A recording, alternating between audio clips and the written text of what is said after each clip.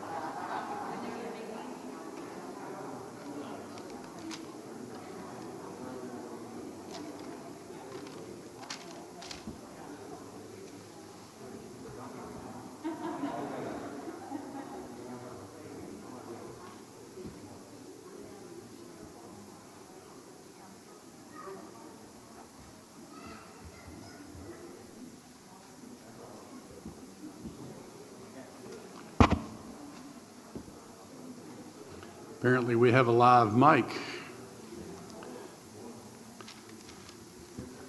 I don't have a live mic joke for you this week like I did last week. Appreciate everybody hanging around and staying for this lesson. It is so much harder to get you to be involved when I'm up here behind the pulpit and you're spread out there, but I still encourage it. If you yell loud enough, I'll hear your question and I'll repeat it for everyone, and especially for those who are watching online so that they'll know what the question was.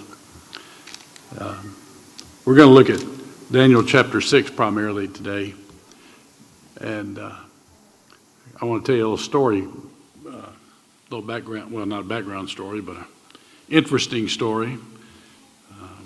Kind of gives us a reminder of why we study the Bible, why we teach our children, and why we hold the Bible in the position that we hold it.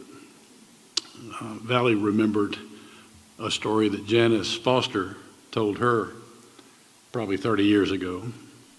I think the story may be even a little older than that, and that is that Mary Jo Mitchell, who taught, somebody tell me what she taught, was it fourth grade, third, for I think 40 years, had taught, Janice said she had taught the story of Daniel to her boys, and that they came home and they talked about it and how Daniel had stood up and done what he thought was the right thing, no matter what the penalty was going to be, and that it changed their attitude about what they were going to do, and that she saw that as they got older and went into their high school years, that when other people would acquiesce to doing the wrong thing, that her boys would say, no, we're going to be like Daniel. And that's just a great legacy and a great story. Well, to kind of give you a little catch up, we talked last week from Daniel chapter 4 about Nebuchadnezzar and how he apparently became animal-like for 7 years as a way of being humbled by God. At the end of chapter 4, we have the transition from, or at the beginning of chapter 5, from Nebuchadnezzar to Belshazzar, who made a great feast. And we're not going to have a specific lesson on that. We're going to kind of move past it. But that's the one where he sees the handwriting on the wall. Daniel is still revered as an interpreter of dreams and a wise man and high in the kingdom. And so he calls Daniel, and Daniel says the words, Mene, Mene, Tekel, Upharsin, means that God has numbered your kingdom, has weighed it in the balance, and that it will be divided and taken from you. And that very night, at the end of chapter 5, we see that Belshazzar, king of the Chaldeans, was slain, and Darius the Mede, or Darius, I don't know which, I'm probably going to say both, received the kingdom, being about 62 years old.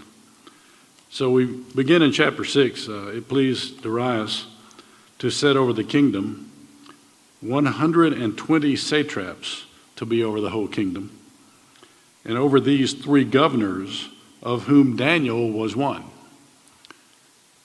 and that the satraps might give account to them, so the king would suffer no loss. Daniel distinguished himself above the other governors and satraps, and because of an excellent spirit was in him, and the king gave thought to setting him over the whole realm.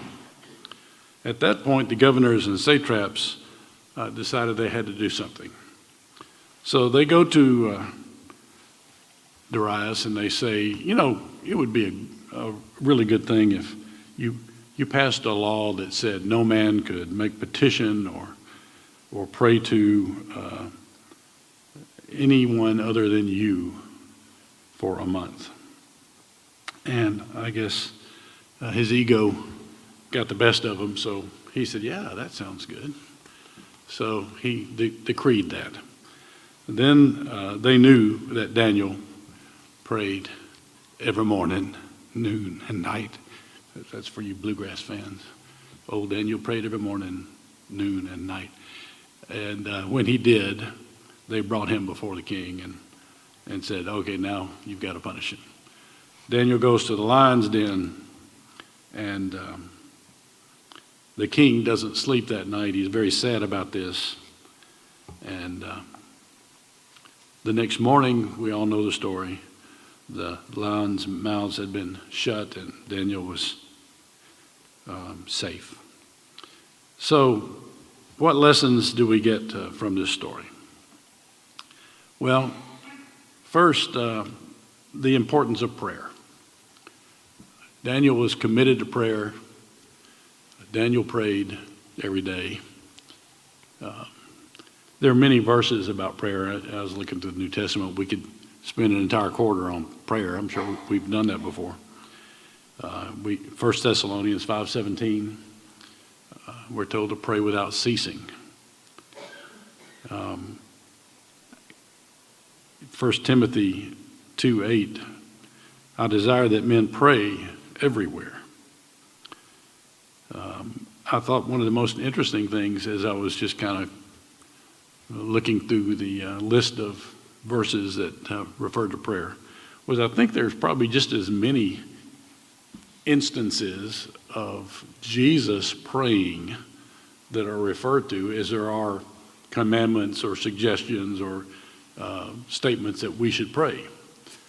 There are many verses about Jesus praying. He prayed at the end of a tiring day. He went up to the mountain to pray, we're told. In John 17, one of my favorite chapters because it's so emotional.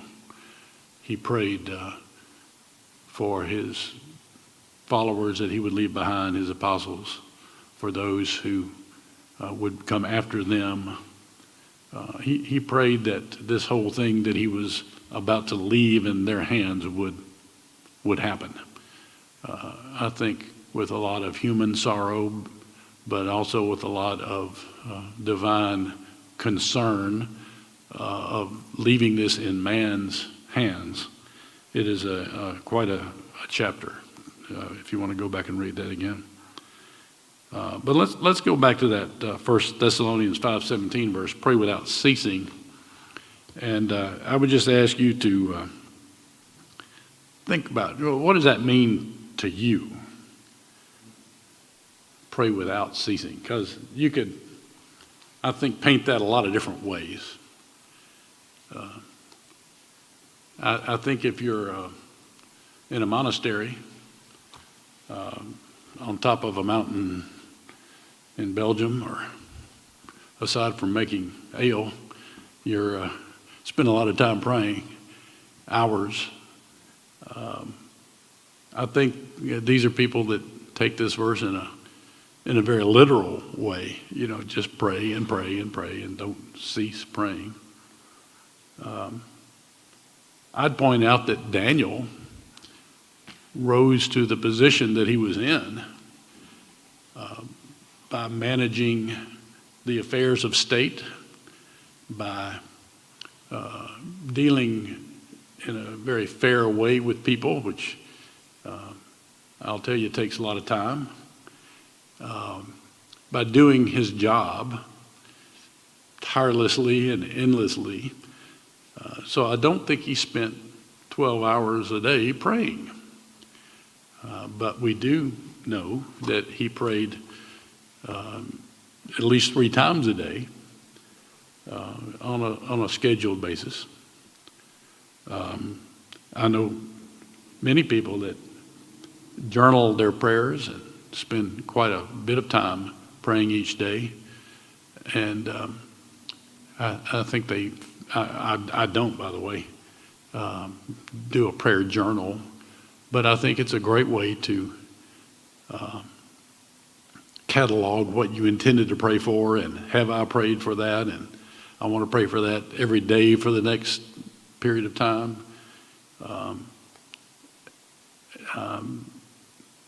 I'll just confess. Well, let me just start before I confess. I'll start by telling you that when your elders get together, the first thing we do every meeting is compile a list of everyone we can think of.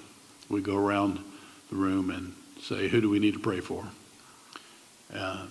We believe in prayer, and we ask very specific prayers for healing and for many things that go on here, and for many individuals.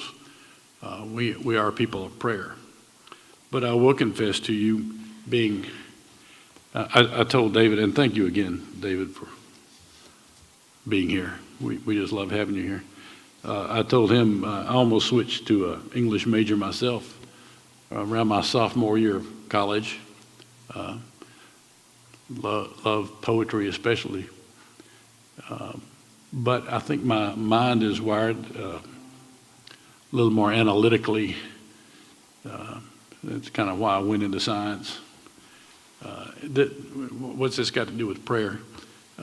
My analytical sort of way of thinking about things is, this is something I need to pray about it. So I pray about it, and I expect God to hear my prayer and to answer my prayer. And I tend to kind of move on to the next thing after that. I will pray that same prayer many times during the day, but I don't necessarily spend hours doing it. I hope I have said all these things without making any of these forms or ways of praying sound negative. They are not. Praying is a great thing, no matter how you do it. But to me, to pray without ceasing means don't ever quit praying. Don't forget to pray, as the old song says. Any comments at this point? I could.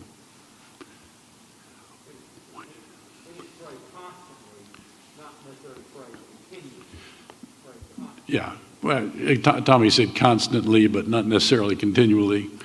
And yet, do I consider myself in a continuous state of prayer?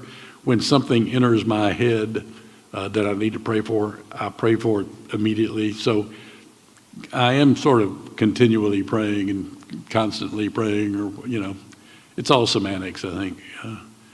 As long as we don't forget to pray. Somebody. I think it is semantics because, Paul, I sometimes struggle to communicate all of the balance of life in one verse, but his concern is not doing part of life without God. Right. Another comment for those who are listening online. Paul, making reference to Paul, don't do life without God. And that's what I'm saying too. It's just don't if you ever say to yourself, I haven't communicated with God for the last few days or weeks or whatever period of time, it's time to do a little self-check on yourself and say, boy, I need to be doing that. So the first lesson, I think, from this story is that Daniel was committed to prayer, and we also want to be people of prayer.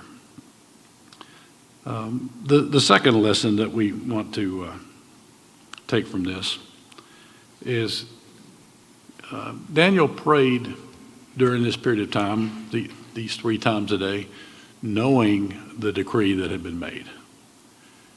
He did not do this in ignorance. He boldly said, well, I'm not going to quit praying to God because somebody made up a silly law, even though that silly law might mean my death. He was committed to communicating with God in that way. So there's a confidence and a reliance on God's protection and his sovereignty that is a great lesson. here I think is the beginning of the biggest point that I want to make today, and that is that Daniel was living in God's kingdom, not just the kingdom of the Medes and Persians. His view of the world was that God was sovereign, God was king. That's a spiritual thought that superseded the physical world that he lived in. I would like for us to apply that to our lives at the time we live in and the place we live in. I think verse 21 is going to be something that really stood out for me, and let's see if it does for you. Beginning in verse 18, the king went to his palace and spent the night fasting, and no musicians were brought before him, and his sleep went from him. And the king arose very early in the morning and went in haste to the den of lions. And when he came to the den, he cried out with a lamenting voice to Daniel. The king spoke, saying to Daniel, Daniel, servant of the living God, has your God, whom you serve continually, been able to deliver you from the lions? And this, I think, is the verse that really jumped out at me. Daniel said to the king, O king, live forever. Now, interestingly, if we go back to the beginning of the chapter, verse 6, when they were plotting this little plan to get Daniel in trouble and have him killed, it says, these governors and satraps thronged before the king and said thus to him, King Darius, live forever. Now Daniel says the same thing to Darius or Darius. O king, live forever. Now that's not just unusual. It's not just notable that he would choose to say that to the man who felt compelled to throw him into the lion's den even though he didn't want to. If we apply that to where we live today, how do we make that work? I'm not looking for answers at this point, but do we believe that God is sovereign and the kingdom we live in is what really matters? I tell Greg something. I am going to venture on the thin ice here. I apologize. But I tell Greg something that he doesn't totally agree in fairly often, and that is, I'm not sure this is true for everybody. I know it's not true for everybody. I know that I am in a socio-economic state that makes it true for me and not for everybody. I understand this. But my world doesn't change much depending on who's president. It just doesn't change much. My life is pretty much the same economically and socially and, either way, but it's really, really the same spiritually. The kingdom I live in with God as king just doesn't change depending upon who the president is. And that, excuse me if I'm I hope I'm being apolitical by saying that. But I think that's a lesson that I take from this. Daniel's like, hey, you're still the king. That verse just really jumped out at me. The third lesson, God uses his people to advance his kingdom. Now, Greg made reference to this a couple of weeks ago. I'm going to remind you of it again. This is true not only in the Old Testament. It's not just true in reference to protecting the messianic line, but it is very often true in that case. And the examples, of course, are Moses, who was saved as a leader of God's people in Egypt. Joseph, who was saved and became powerful, just as Moses did. Esther, had it not been for Esther, the Bible account is the Jewish people would have been wiped from the face of the earth by Haman and his followers. God puts people and has put people in very important places in the history of the world for his purposes. And of course, this is Daniel becomes another example of this. This Medo-Persian Empire was the empire. And here's Daniel, second in command, basically, for the whole country. So God accomplishes his purpose through people that he puts in the position to influence others and to put his plan into effect. That, of course, brings about the biggest question for all of us today, and that is, do we view ourselves that way? Do we ever say, God has put me in this place at this time to do this thing? Do we ever view our lives as being directed to the point that, or at least opportunities present themselves to the point that we are able to act on them and to have an influence on our communities and our neighborhoods? Do we have a chance to advance God's kingdom? That can be in very small ways. I'm sure you've all heard me tell the story before. It's one of our valley, and I have this as a fond memory and story. When her mother would have a Christmas party, we'd go there and there would be, house full of people, and a good 20 or 30% of them were people we had no clue who they were. And one time Valley went and asked her mother or someone, these three ladies on the couch over here look kind of familiar, but I can't figure out who they were. And they were the checkout ladies from Kroger, who were like the bank tellers and anyone else she met. Valley's mother had become very friendly with and had invited them to her Christmas party. Our ability to influence people, we sometimes, and of course we tell our children this, but I think we forget the lesson sometimes. We're influencing people one way or another, whether we stop and think about it or not,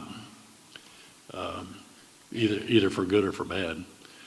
So it's just good to remember that even if you're not seeking out the opportunity to influence people, you probably are. So the lesson here, I think, from Daniel is, how should we act in our world?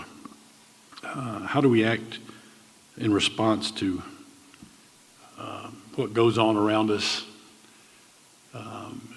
the things that we don't like, and the leaders that we don't like, and what we think is right and wrong with our world?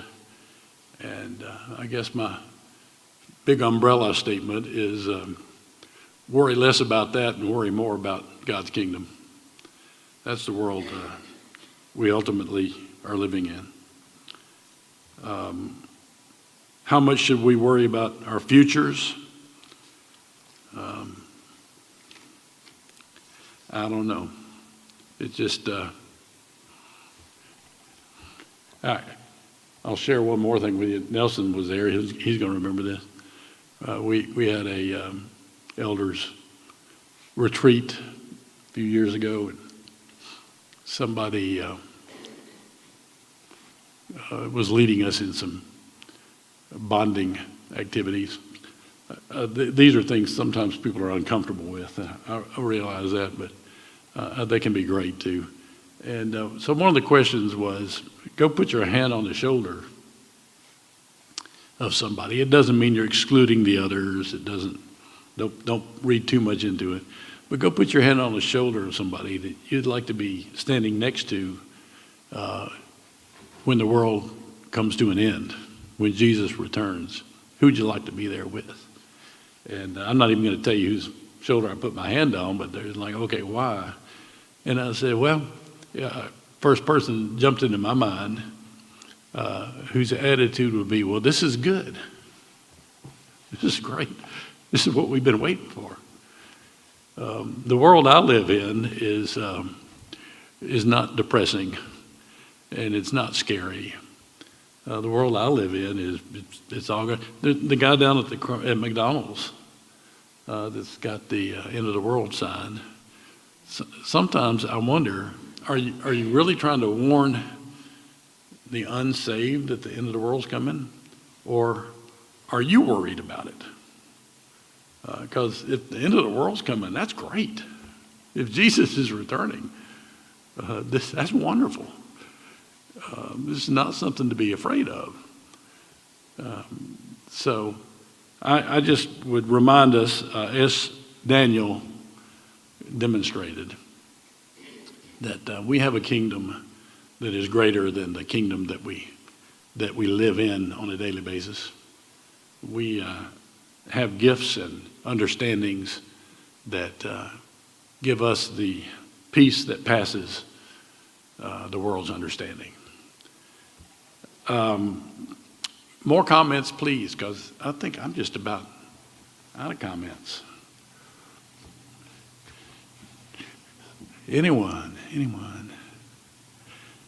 Well, I think, are you teaching next week? Greg's going to teach next week. I appreciate everybody listening to me. I like it better when we get more discussion going, but it's so hard in an auditorium. I understand that. Thank you for being here. We'll see you next week.